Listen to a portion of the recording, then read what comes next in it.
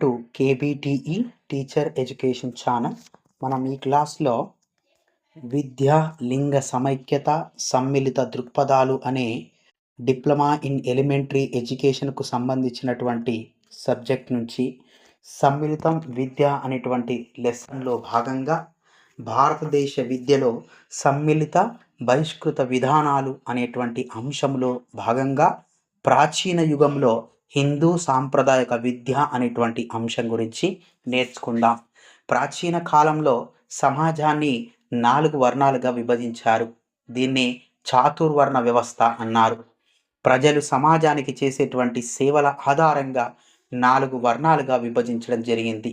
ఆ వర్ణాలు పురోహితులుగా, గురువులుగా సేవ చేసేటువంటి వారిని బ్రాహ్మణులుగా పరిగణించారు. భుజబలంతోనూ చతురతతోనూ సంఘంలో నీతి నియమాలను అమలుపరిచి ప్రజలను శత్రువర్గాల నుంచి రక్షించే బాధ్యత నిర్వహించే వారిని క్షత్రులుగా వ్యవహరించారు. వ్యవసాయం చేసి పంటలు పండించడం, ఇతర జీవితానికి సంబంధించినటువంటి అవసర వస్తువులను సేకరించి వివిధ ప్రాంతాల ప్రజలకు సరఫరా చేయడం మొదలైనటువంటి బాధ్యతలను నిర్వహించేటువంటి వారిని వైశ్యులుగా వ్యవహరించేవారు. శారీరక శ్రమ ప్రధానంగా గల ఇతర వృత్తులను నిర్వహించేటువంటి వారిని శూద్రులుగా వ్యవహరించేవారు. బ్రాహ్మణ బాలురకు 8వ సంవత్సరంలోను, క్షత్రియులకు 11వ సంవత్సరంలోను, వైశ్యులకు 12వ సంవత్సరంలోను ఉపనయన కర్మ జరుపుతారు. ఉపనయనం నాటి నుంచి వారు బ్రహ్మచర్య ఆశ్రమంలోకి ప్రవేశిస్తారు. ఉపనయన కర్మ బాలురను విద్యార్థి దశ బ్రహ్మచర్య ఆశ్రమంలో ప్రవేశపెడుతుంది.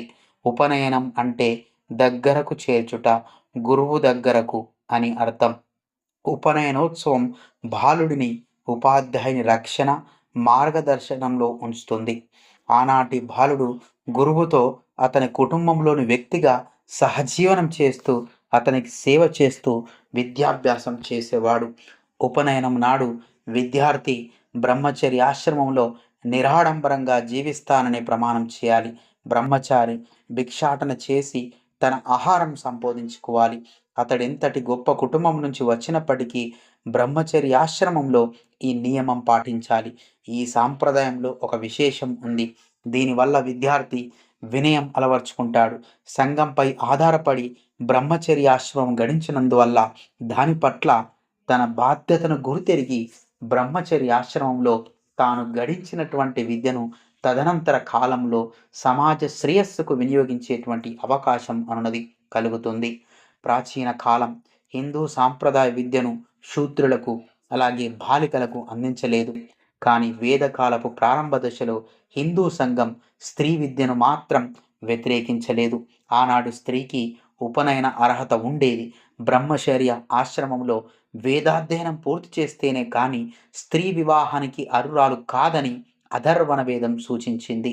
ఉపనిషత్తుల్లోనూ పురాణ ఇతిహాసాల్లోనూ వేద విద్య కోవిదులైనటువంటి స్త్రీలకు ఉదాహరణలు మనం అనేకం గమనించవచ్చు. జనకుని కొలువులో గార్గి యజ్ఞావల్కు మహర్షితో వేదాంతవాదం చేసి విజయం సాధించింది. మైత్రేయ కూడా ఆమెతో సమానమైనటువంటి పండితురాలు. ఇతిహాస యుగంలో కౌసల్య, ద్రౌపది మొదలైనటువంటి వారందరినీ కూడా మనము ఇక్కడ ఉదాహరణగా తీసుకోవచ్చు. కాలక్రమంలో ఏ చారిత్రక కారణాల వల్లనో స్త్రీ విద్య నిషేధించడం జరుగుతూ వచ్చింది. కడపటి వేద యుగంలో అనగా తర్వాతి యుగంలో స్మృతి యుగం మనుస్మృతి స్త్రీకి ఉపనయన అర్హతను నిషేధించింది. కాబట్టి బ్రహ్మచర్య ఆశ్రమ ప్రవేశానికి తద్వారా విద్యాభ్యాసానికి అవకాశం నిషేధించడం జరిగింది. మనుస్మృతి స్త్రీకి రజస్వలకు పూర్వమే వివాహం జరగాలి అని శాసించడం అనడం జరిగింది. ఇక్కడ రజస్వల అనగా మెచ్యురేషన్. ఈ బాల్య వివాహ విధానం స్త్రీ విద్యకు ఒక పెద్ద అవరోధంగా మారిపోయింది. అందుచేతే వీలైనప్పుడల్లా గృహమందే తల్లిదండ్రుల నుంచి, సోదరుల నుంచి, తరువాత భర్త నుంచి మాత్రమే స్త్రీలకు విజ్ఞానాలు పొందేటువంటి అవకాశం అన్నది ఉంది.